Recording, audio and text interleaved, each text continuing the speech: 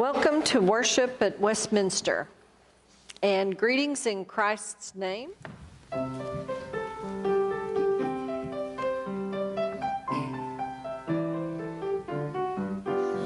it down, it bears no fruit, cut it down.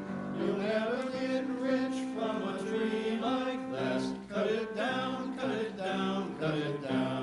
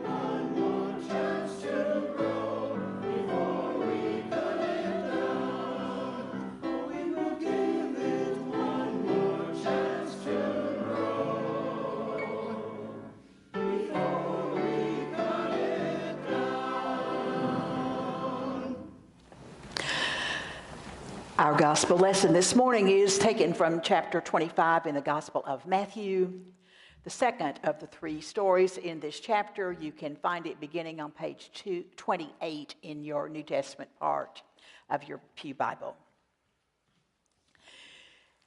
Jesus is telling a story. For it is as if a man going on a journey summoned his slaves and entrusted his property to them. To one he gave 5 talents, to another 2, to another 1, to each according to his ability. Then he went away. The one who had received 5 talents went off at once and traded with them and made 5 more talents. In the same way, the one who had the 2 talents made 2 more talents. But the one who had received the 1 talent went off and dug a hole in the ground and hid his master's money. After a long time, the master of these slaves came and settled accounts with them. Then the one who had received the 5 talents came forward, bringing 5 more talents, saying, Master, you handed over to me 5 talents. See, I have made 5 more talents. The master said to him, Well done, good and trustworthy slave. You have been trustworthy in a few things. I will put you in charge of many things. Enter into the joy of your master. And the one with the 2 talents also came forward, saying, Master, you handed over to me 2 talents. See, I have made 2 more talents. The master said to him, Well done, good and trustworthy slave. You have been trustworthy in a few things. I will put you in charge of many things. Enter into the joy of your master.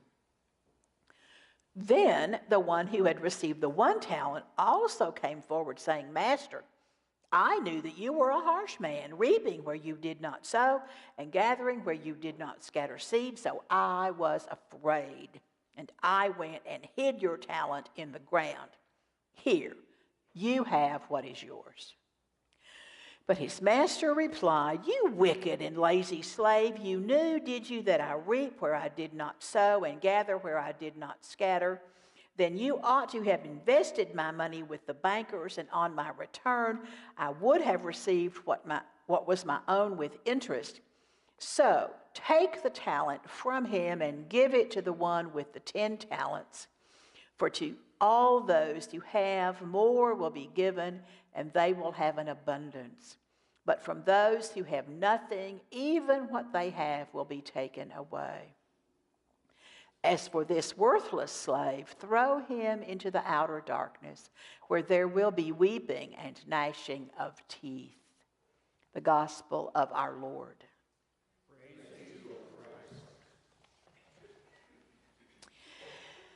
We have before us this morning a story about investments and investing. Now, for some of us, investing was not something our families did as we were growing up. Our father went off to work. Money might have been put in some sort of pension fund, and if it was a good job, and perhaps money contributed to Social Security. Now, in our times, many people add investment of some personal kind to supplement that possible pension and Social Security. So we have sort of a personal portfolio. There is, of course, a phone app that you can have that keeps track of all that, as well as one that will tell you instantly what the stock market is doing.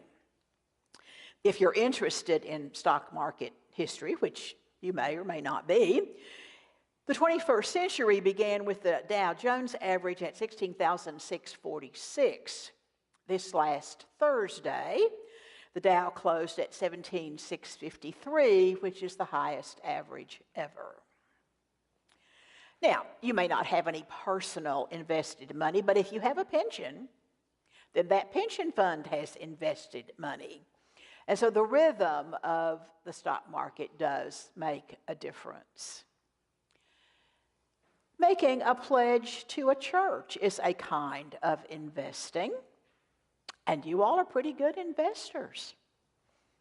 This last year, giving has remained steady. We have all the money we plan to have set aside for moving your new pastor and other kinds of expenses related to that transition. You don't owe anybody anything. The 2015 budget approved by the session is $192,474, a bit more than $5,000 more than last year. Well, this year, 2014. Last Sunday, 27 pledges were turned in for a total of $117,000, which is about 60% of what is needed. I guess I'll just say personally, I think it'd be grand if the whole budget were subscribed before the end of the year. That was all taken care of before your new pastor started her work. When we read the story about the master and his 3 servants and the money given to them, it's easy, I think, to see this as a story about investment and money.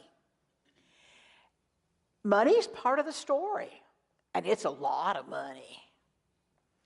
A talent is worth 15 years' worth of wages for an average worker, although you can find commentaries that will argue that it's 20 years' worth. So 5 talents would be from 60 to 100 years' worth of wages, far more than anybody could possibly earn in a lifetime. An incredibly generous gift, as well as one with great responsibility. Even a gift of 2 talents would be from 30 to 40 years worth of wages, still very generous. And 1 talent is from 15 to 20 years worth of money. Certainly a gift that none of us would want to turn down. Even with the knowledge that when the master comes back, we're supposed to give back the original gift, interest earned on any of those gifts would be a very nice profit. The story is often used by very well-meaning Sunday school teachers and preachers to encourage folks to use their gifts and abilities in the church. If you can sing, join the choir. If you can teach, please do so. If you can smile, then please be a greeter or an usher. If you can, then do. And in this fall stewardship season, a lot of these lessons are going around, and they're not bad lessons. I'm just not convinced that that's the lesson to be learned from this story. I think this story is really about the kingdom portfolio, which means we have to start with the king. In our story, it's the man who represents the king. We can call him an owner, a manager, the one in charge, even God. What do we know about this one? Well, it seems that the overriding quality is generosity. This guy entrusts 3 servants with huge sums of money. Are these servants worthy of this trust? Well, we don't know for sure, although the text does say that the man gave a gift to each that matched the ability of the receiver. Did these 3 do anything to earn this responsibility? Well, maybe, but we don't know any of those facts. Why did this man adopt this plan for the care of his money while he was away? Somehow he thought it was a good idea. What we do know is that this is the plan, and that this man is very giving. Now, 2 of the servants, as we know, take the money and immediately set a plan in motion so that they make money on the money invested in them, the investment that they have. When the man returns from his trip, he is lavish in his praise for the work of these 2 guys. The 3rd servant hides his money. When the owner returns, he gives it back, saying that he knew his master was mean and harsh and he was afraid of him. Do you ever wonder why the guy thinks that? Why does he think his owner is a harsh man, taking no profit where he made no investment, taking profit where he made no investment? Why is this guy afraid? I'm not sure there's a good answer to that question in this text. The owner says that he often reaped where he did not sow, but prior to that statement, there is no evidence that this guy is mean. There is nothing that would indicate that he is a harsh person. Presbyterian Bible scholar and preacher Tom Long has one possible answer to that question. Long argues that this parable is not just about the behavior of the 3 servants, but it's about the owner, the man, how he acts first, and then how we would respond. Long argues that everything in this story paints a picture of a man who is extraordinary, trusting of his servants, welcoming of their work, generous, benevolent. And this is how the first 2 servants see him. Therefore, they feel free to risk and act in ways in which everybody profits. If Long is correct, and I'm beginning to think he may be, then this is the kingdom portfolio, one based on an amazing king, one who is kind, generous, and full of grace. The 3rd servant, it seems as though he may have badly misjudged the master, perceiving him to be tough, uncaring, mean, and evil. So his portfolio crashes. To quote Long directly, this story is not about a generous master suddenly turning cruel and punitive. It is about living with the consequences of one's own faith. If one trusts the goodness of God, one can boldly venture out with eyes wide open to the grace in life and can discover the joy of God's providence everywhere. For those who live in the confidence that God is trustworthy and generous, they find more and more of that generosity. But for those who run and hide under the bed from a bad, mean, and scolding God, they condemn themselves to a life spent under the bed alone. God entrusts us with life and with the good news of the gospel of Jesus. An overwhelmingly generous gift, one which we have not earned and for which we are not really very well qualified. God gives it to us anyway. And so this becomes our kingdom portfolio. Now, if you want to look again at the words of the anthem that the choir sang, I want to tell you a story. In August of 2013, as I was beginning my work as your interim pastor, the gospel lesson for the second Sunday that I was going to be here with you was to be a challenging story from Luke about chopping down a fig tree. It's actually an excellent text for the beginning of an interim transition time.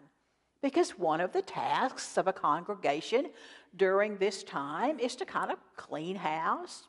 You discard the things that are no longer working for you or you no longer feel called to do. Some things need to be pruned so they can grow and flourish. So the sermon title was to be to prune or not to prune. Well, Elizabeth said to me and to Winston she couldn't find an anthem about pruning. 4 days later, Winston invited Elizabeth to the piano in their home so he could play for her the anthem that he had written for that occasion.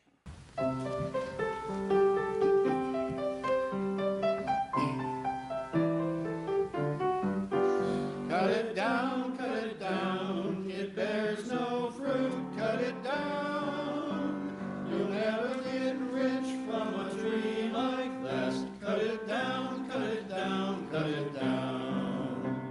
I ask for the choir to sing it again today because it is the perfect anthem for you all now that we are at the near the end of your transition time. For you see, this story is actually about the end, when there will be a final judgment. And in our story for today, the third servant is sent away into darkness, away from the joy of the master, joy which he has missed completely. In the Bible story, as well as Winston's anthem, there is a possibility that trees and lives and congregations or any single part of who we are might be ended. But before that end, before the final judgment, there is always the possibility for growth, for investment, for the kingdom portfolio to grow and flourish. And so we are fed and watered, and we in turn feed and water and pamper things and tend to them and cultivate and nourish and coddle and protect. Why? Because it's God's portfolio, and we are invited to be investors and participants. Because we are children of a generous, gracious, life-giving God, the God who one day will say even to us, "Come, enter into the joy that I have prepared for you."